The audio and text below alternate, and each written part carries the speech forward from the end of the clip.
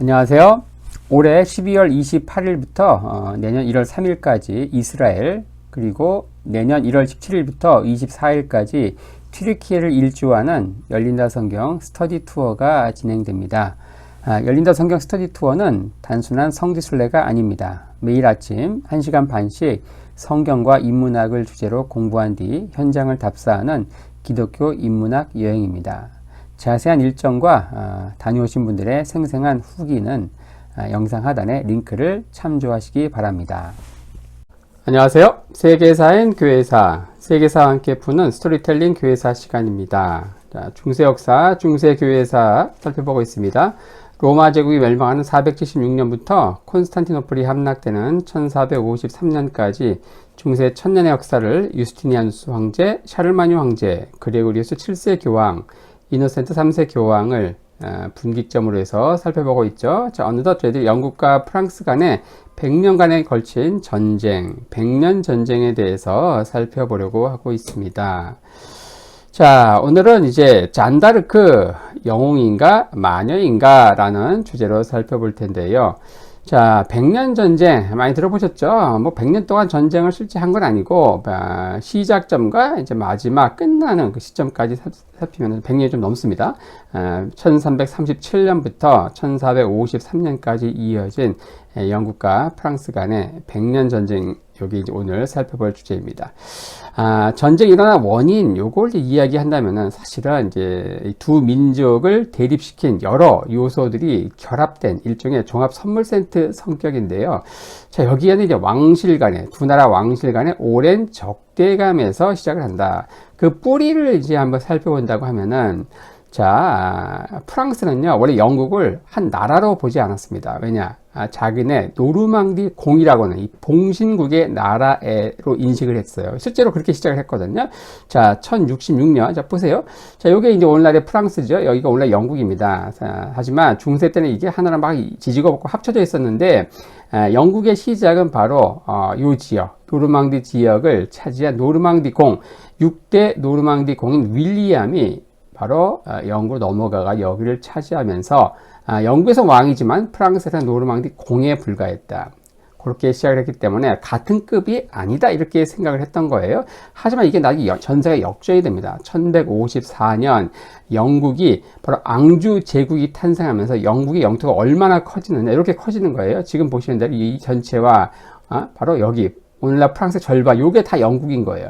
그러니까 지금은 여기가 영국, 지금 여기가 프랑스 이렇게 되지만은, 바로 한때는 영국이, 이게 전체가 영국이고, 요게 프랑스인 적이 있었다. 바로 요 앙주 제국의 탄생이 바로 요 헨리 2세부터 시작이 되는데, 이 헨리 2세가 어떻게 이렇게 땅을 차지하게 됐는가? 바로 거기에는 이 아키텐의 영주였던 이 엘레아노르, 이 사람이 바로 루이 7세 프랑스 왕의 부인, 프랑스 왕비에서 헨리 2세에게 다시 시집을 가면서, 이혼을 하고 다시 시집을 가면서 프랑스 왕비에서 영국 왕비로 옷을 갈아입으면서 이렇게 전세가 역전이 되었다. 그래서 대륙에서 영국이 더 많은 땅을 차지해서 프랑스를 오히려 속국으로 삼으려 하는 상황이 되었다는 거예요. 하지만 또 이러다가 다시 이게 또 전세 역전이 됩니다. 1214년 부빈 전투라고 해서, 자, 이 전투 이전에 어떻습니까? 이 영국과 프랑스의 전쟁인데 이 대륙 내에서 이게 다 영국의 영토예요. 하지만 이 부빈 전투에서 영국이 집니다. 완전히 깨져요. 당시 영국의 왕이 누구냐? 바로 존. 땅을 다 잃어가지고 실지왕 존이라고 합니다. 이 부빈 전투에서 짐으로써 영국의 영토 요만큼밖에 남지 않는 이런 상황이 되었다. 그러니까 당연히 영국은 이전의 영토를 이제 호시탐탐 다시 수복할 고로한 꿈과 희망회로를 계속 돌리고 있었다는 것이다. 자, 이러한 역사 이런 것도 쭉 이어지는 가운데 본격적으로 이제 전쟁이 발발할 수 있는 그런 정치적인 그리고 경제적인 환경이 만들어진다. 자, 100년 전이 발발한 정치적인 이유, 이것은요, 일단은 겉으로 드러난 문제는 왕위 계승 문제였다. 자, 카페 왕조의 왕 가운데 필립 4세가 있습니다. 필립 4세, 바로 우리 지난번에 성전 기사단을 몰락시킨 그러한 또 교황, 보니파키우스 8세와 한판 세게 붙고 아비뇽 교황실을 열었던 그 필립 4세 한번 살펴봤죠. 이 필립 4세가 죽고 그의 세 아들 루이 10세, 필립 5세, 그리고 샤를 4세가 모두 아들 없이 후사 없이 죽게 됩니다. 자, 필립 4세 말씀드렸죠. 필립 3세가 있고 카페 왕조 쭉 이어집니다. 필립 4세. 그에게는 루이 10세, 필립 5세, 샤를 5세 다 이제 왕이 되는 거예요. 그러니까 루이 10세에서 그 아들이 이어져야 되는데 아들이 없으니까 동생이, 또 아들이 없으니까 동생이, 나중에 샤를 4세까지 다 죽게 되는 거예요. 아들이 없는 겁니다. 그 다음에 어떻게 되는가? 바로 이 샤를 4세가 죽은 1328년 이제 후사 문제가 발생한다. 후사. 자, 그래서 이 필립 4세의 딸이 있잖아요. 이사벨 딸. 이 딸이 누구와 결혼했는가? 영국의 왕이었던 에드워드 2세와 결혼했어요. 그리고 당시 영국의 왕이 누구였는가? 거기서 태어난 에드워드 3세였어요. 그러니까 이 샤를 4세가 1328년에 죽으니까 영국의 에드워드 3세가 자신이 프랑스 왕위 계승권자다 하면서, 만약 이게 받아들여졌다고 하면 영국과 프랑스는 하나의 나라로 이제 통합이 될 수 있는 그러한 상황이었던 겁니다. 하지만 어때요? 프랑스와 영국 간에 이러한 그 민족적인 감정이 오랫동안 있었고, 거기다가 또 프랑스 어떻습니까? 프랑크인들의 그 샬리크법을 근거로, 즉 남자 상속만 인정하는 그 샬리크법을 근거로 해서 그들은 누구를 왕으로 추대하는가? 바로 필립 4세의 동생인 이 발루아 백작 샤를, 거기에 아들인 필립 6세, 여기를 이제 다음 왕으로 추대하게 된다. 자, 이렇게 하면서 카페 왕조가 끊어지고 필립 6세를 시작으로 그 아버지가 발루아 백작이었거든요. 그래서 발루아 왕조가 시작이 된다. 자, 결론은 뭐냐? 이 샤를 4세가 죽고 나서 카페 왕조가 끊어진 상황에서 바로 왕위 계승권을 놓고서 이 에드워드 3세와 이 필립 6세가 서로 자신이 후계자다라고 주장하는 상황이 발생했다는 겁니다. 영국의 에드워드는요, 크게 세 가지 조건을 제시하면서 승자를 결정하자고 필립에게 제안을 하죠. 자, 우리 국왕끼리 일종의 수장대회를 하자, 결투를 하자. 두 번째로, 굶주린 사자를 싸워서 이기는 사람, 아니면 병든 환자를 놓고서 누가 더 빨리 고치는가, 이 세 가지 가운데서 승자를 결정하자고 제안합니다. 제안 자체가 굉장히 재밌죠. 병든 환자를 고칠 수가 있나요? 자, 하지만 여기에 프랑스에서 왕으로 추대된 필립은 아예 응대조차 하지 않는다. 이러한 그 왕위 계승 문제가 이제 어떤 겉으로 드러난 경제적인 이유다라고 하면 또 경제적인 이유 또한 있었습니다. 이 플랑드르 지역과 가스코니 지방, 여기 이 플랑드르 지역은요, 당시 모직물 생산의 중심지였어요. 이 지역은 이제 이 모직물의 원료인 양털을 전량 영국에서 수입해가지고 그걸 가지고 모직물을 만들어가지고 엄청난 수익을 올렸죠. 그래서 이 플랑드르 지역은 정치적으로는 세금은 프랑스에 바치지만 그 원료를 전량 영국에서 수입하기 때문에 경제적으로는 영국에 예속되어 있었다. 자, 이런 상황에서 영국과 프랑스 간의 갈등이 심해지니까 영국에서 이 프랑스 경제에 한 방에 충격을 가하기 위해서 양모 수출 중단을 선언해 버립니다. 마치 우리나라의 한일 간의 갈등이 심할 때였대요. 일본에서 반도체 소재 수출 금지 선언한 거 거의 비슷한 그러한 상황입니다. 자, 이런 상황. 거기다가 또 가스코뉴 이 지역에 뭐가 있는가? 당시 유럽에서 최고 포도주 산지였던 보르도가 있는 거예요. 보르도. 여기가 당시 이제 유일한 대륙 내에 남아있던 유일한 영국의 영토였는데, 영국의 왕은요, 이 가스코뉴, 이 대륙에서는 가스코뉴 공작이거든요. 그러니까 충성서약을 요구해요. 프랑스 왕이 요걸 이제 거부하는 거예요. 그거를 빌미로 해서 이 가스코뉴 지역을 프랑스 왕이 몰수해 버립니다. 이렇게 하면서, 자, 지도 함께 보면은요, 여기 가스코뉴 지역, 여기에 보르도가 있어요. 그리고 플랑드르 지역, 여기는 양모생을 받아가지고 모직물 생산, 이 두 지역이 이제 일종의 경제적인 요인이 되어가지고 백년 전쟁 발발의 또 주요 요인이 된다. 이러한 정치적인 그리고 경제적인 그 이전부터 왔던 두 민족 간의 갈등, 왕실 간의 적대감, 이런 것들이 쌓여가지고 빵 터진 게 바로 백년 전쟁이다. 이렇게 볼 수 있죠. 이 백년 전쟁은요, 1337년에서 1453년까지 크게 4번의 단계를 거쳐가지고 승패가 바뀌게 되는데요. 제 1단계는 이제 1337년 발발한 이후부터 해서 20년 동안은 영국의 승리 시대라고 할 수 있습니다. 이때 주인공은 누구냐? 바로 흑태자 에드워드라고 합니다. 흑태자 에드워드의 전쟁. 그리고 두 번째 시기는 1369년부터 다시 20년, 이때는 프랑스의 승리죠. 바로 샤를 5세, 프랑스의 샤를 5세의 전쟁이다. 이렇게 이야기할 수 있고요. 이후 양국은 30년간 휴전 상태로 들어가서 다시 이제 1413년에서 22년까지 영국의 승리, 영국의 헨리 5세가 승리를 하게 되죠. 그리고 마지막 1429년 부터 1453년까지 자 프랑스의 승리, 이때는 바로 잔다르크의 승리다, 이렇게 이야기할 수 있습니다. 양측은 이제 100년간 균등하게 2승 2패를 이제 기록하게 되지만 마지막 중요한 거 뭡니까? 최종 승자가 프랑스였던 겁니다. 이 전쟁의 초반은요, 영국의 소년이었던 에드워드 흑태자가 활약을 했고요. 후반전에서는 프랑스의 소녀였던 잔다르크가 전쟁의 영웅으로 등장하게 되죠. 전쟁이 발발한 24세기 당시 영국은요, 인구가 고작 500만, 그리고 프랑스는 거기에 3배인 1500만이었어요. 당시 인구가 국력이었잖아요. 하지만 강력한 왕권과 효율적인 통치 체제를 구축한 영국이 초반에 앞서 나가게 된다. 자, 이것을 대략 살펴봤는데 각 단계별로 전쟁의 사항을 좀 더 디테일하게 한번 보겠습니다. 자, 제1단계 에드워드 흑태자의 전쟁이다. 영국이 우세로 갔던 그러한 상황. 자, 당시 영국은요, 실전 경험이 굉장히 풍부했다. 하지만 프랑스는 이제 강력한 중앙 집권이 아니고 지방 분권적인 경향이 굉장히 심했다는 겁니다. 자기 지역 내에 있는 부르고뉴 이 플랑드르 영주는요, 심지어 이 전쟁에서 영국을 지지하게 된다. 당시 프랑스는요, 중무장 기병이 주력군이었고 석궁, 이 석궁을 무기로 했고요. 영국은 경무장 보병이 주력이었고 장궁을 바로 주력 무기로 했다.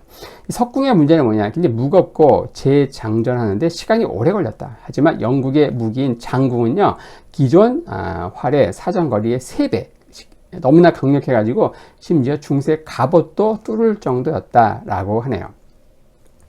1337년 이제 프랑스의 필립 6세가 에드워드 3세에게 봉신 서약을 요구하지만 그걸 거절하게 되고, 자, 그걸 기점으로 영국의 가스코니 지방 아키텐 영을 몰수를 선언하면서 전쟁이 발발하게 되죠.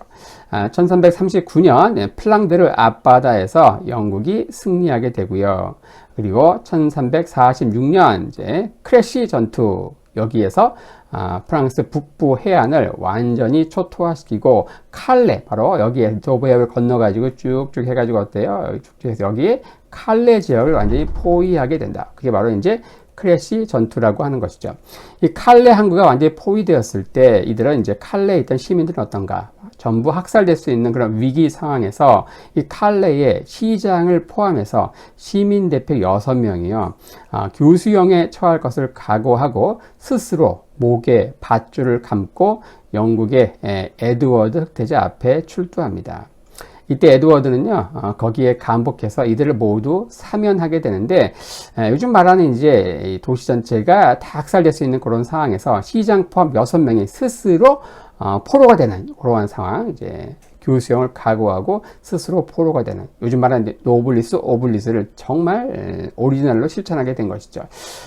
거기에 감복해서 모두 풀어주었다. 요것을 이제 가지고 작품을 만든 것이 바로 로댕에 바로 칼레의 시민이라고 하는 조각이 있습니다.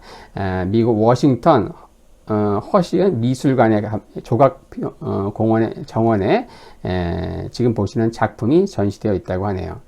자, 1347년 에드워드 흑태자는 이제 귀국을 하게 되고, 이후 잠시 흑사병으로 인해서 전쟁이 휴전 상태로 들어가게 되죠.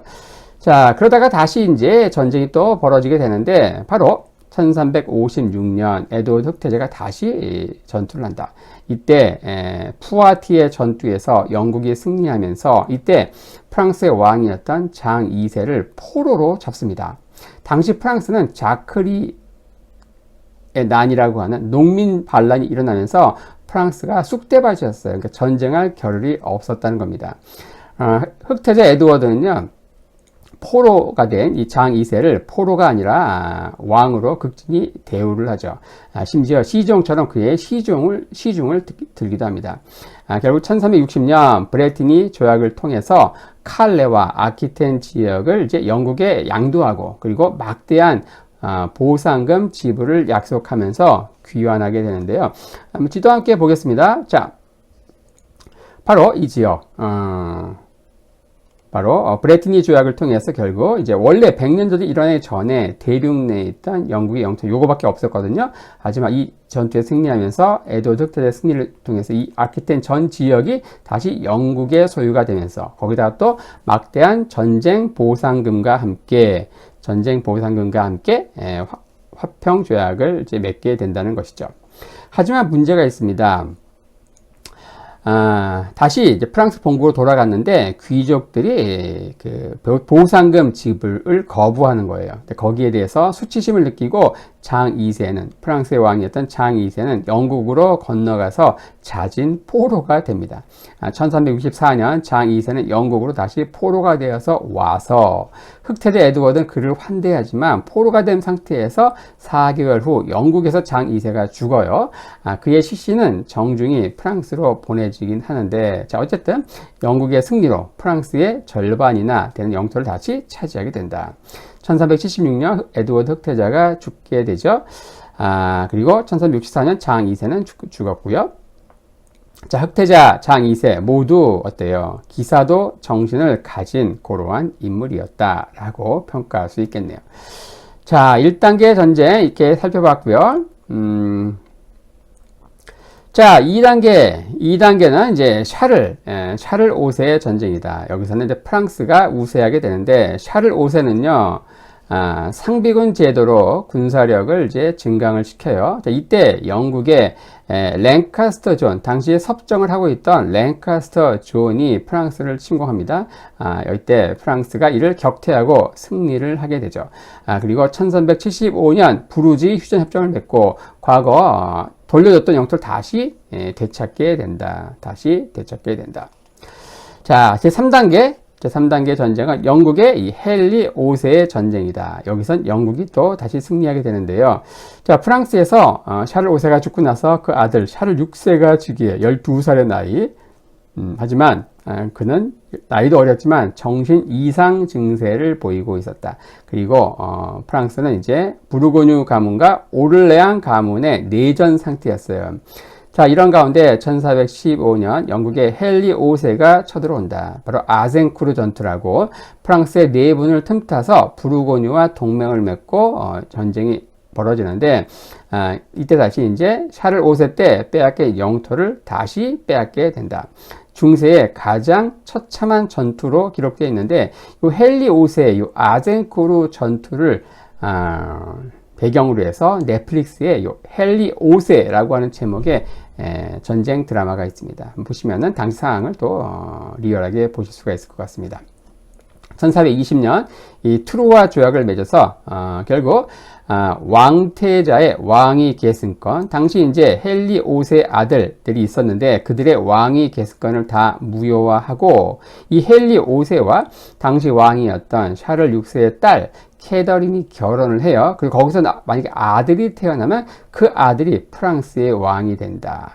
실제로 1년 후에 아이가 태어나거든요. 헨리 6세라고. 그럼 그 아이는 뭐가 되는 거예요? 영국의 왕이면서 동시에 프랑스의 왕이 되는. 이게 이제 프랑스에서 받아들여졌다고 하면 영국과 프랑스는 다시 또 하나의 국가로 통합될 수 있는 그러한 상황이 된 것이죠.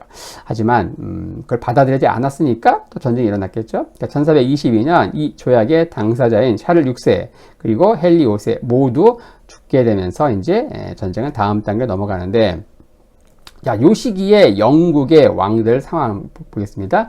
자, 에드워드 3세가 이제 프랑스의 왕위 계승권에 참여하면서 100년 전쟁이 발발한다고 하는데, 거기에는요, 4명의 아들이 있었어요. 장남이 바로 흑태자라고 합니다. 흑태자. 갑옷을 까만색을 입고 싸워가지고 흑태자 에드워드라고 해요.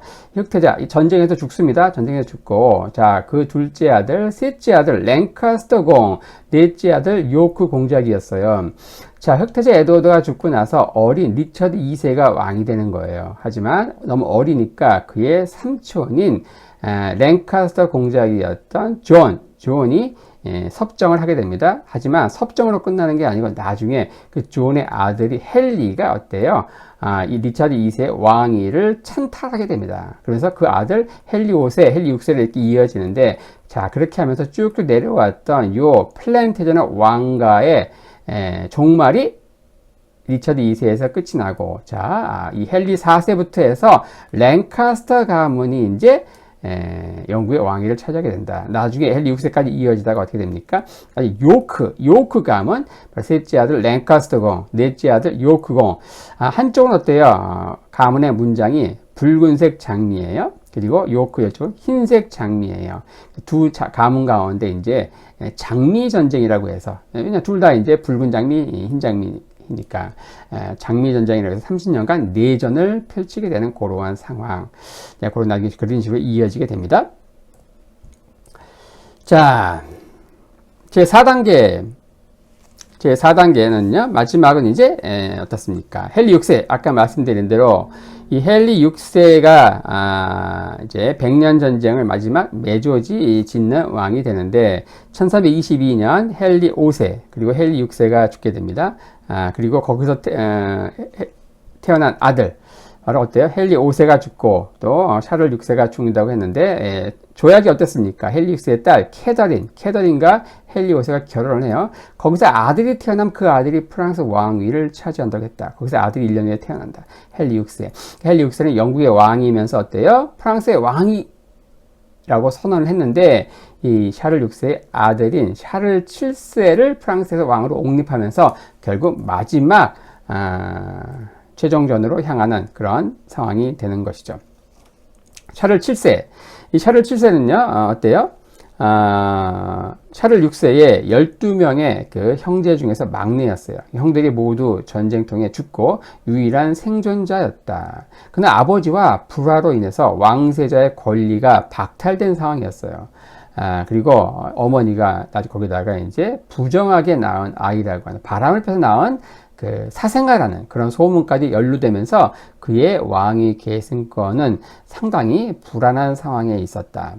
자, 그러한 상황에서 1429년 영국은요, 프랑스의 군사 요충지인 오를레앙을 총 공세를 퍼부어요. 여기가 이제 무너지고 뚫리게 되면은 이제 북부 수복은커녕 프랑스 남부로 몰려서 조그만 소국으로 전락할 그러한 위기 상황이었다. 샤를 7세는 엄청난 절망감을 느끼고 여차하면 스페인으로 망명도 고려하고 있던 상황이었습니다. 당시 상황을 지도와 함께 보면은요, 자, 어떻습니까? 오를레앙 이미 이 지역은 다 빼앗겼고, 영국에 오를레앙 여기에 이제 여기가 이제 무너지게 되면 어때요? 쭉쭉 밀려가지고 프랑스는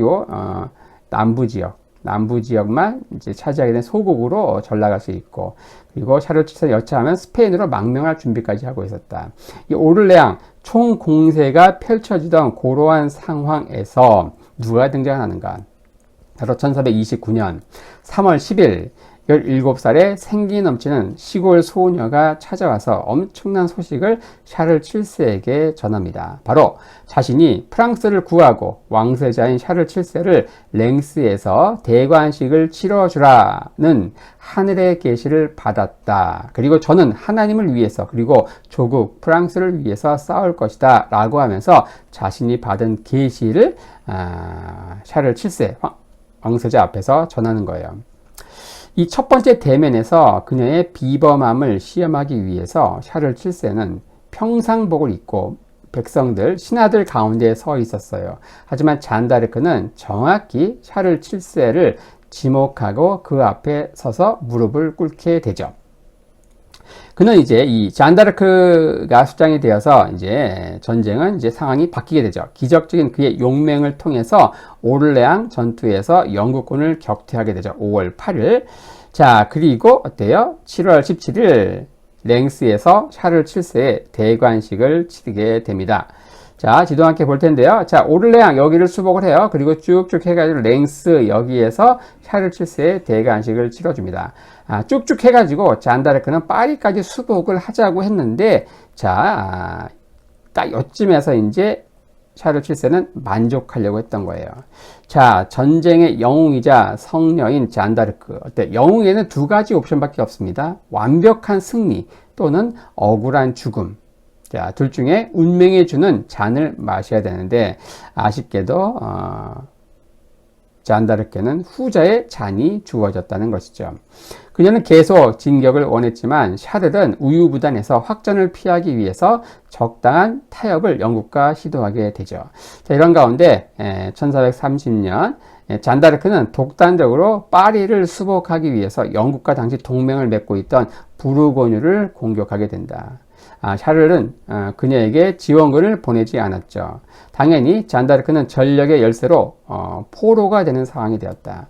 이런 상황에서 왕은 송환 협상도, 잔다르크의 송환 협상도 그리고 몸값 지불도 전혀 하지 않게 되죠. 그리고 1431년 잔다르크는 부르고뉴 군에 잡혀서 결국 영국군의 임계가 되죠.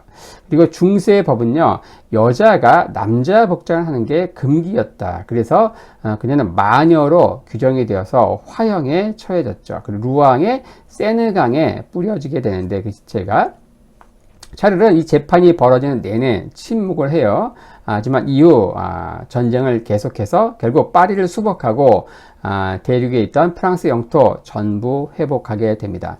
1453년 잔다르크가 죽은 지 23년 후죠. 카스티용 전투에서 결국 최종 승리를 하고 대륙 내에서는 칼레 항구를 제외한 모든 영토를 이제 회복하게 된다. 그 칼레 항구는요, 영국의 메리 1세 때 결국은 이제 프랑스에 귀속이 되면서 대륙 내 프랑스 영토는 이제 영국 영토는 하나도 남지 않는 이제 그런 상황이 된다. 자, 여기 나오는 이제 칼레. 자, 그러니까 100년 전쟁이 발발하기 전에 이 대륙 내에 있던 영국의 영토는 요만큼이었어요. 하지만 100년 전쟁 발발 후, 100년 전쟁이 이제 최종 끝나고 나서 대륙 내에 남아있던 영국의 영토, 요 칼레 항구, 요거 하나밖에 없었던 것이죠. 자, 뭐 중간에 이 지역, 아키텐 지역을 차지했다가 돌려줬다, 그런 사가 왔다 갔다 했지만 결국은 마지막 최종적으로 프랑스가 승리하게 되고, 결국에 가서는 이제 이 도보협을 연결해가지고 영국, 프랑스로 해서 이 대륙 내에 있던 영국 영토는 전부 이제 상실하게 되는 그러한 결과를 초래하게 된다. 자, 그리고 나서 이제 어떻습니까? 100년 전쟁이 끝나고 나서 2년 후, 1455년, 2년 후, 샤를 7세는요, 교황에게 잔다르크의 재심을 청구하게 되죠. 그리고 그녀는 무죄로 다시 선고가 되고, 과거 마녀에서 프랑스의 수호 성녀로 추앙받게 된다. 자, 이렇게 하면서 영국과 프랑스 간에 무려 100년간 펼쳐졌던 100년 전쟁의 상황, 영국과 프랑스 간의 오랜 두 왕실의 적대감이 결국 이제 폭발한 그런 상황에서 현재의 도보해협을 딱 경계해서 영국과 프랑스 영토가 확실하게 구분되게 되는 그 100년 전쟁에 대해서 한번 살펴보았습니다.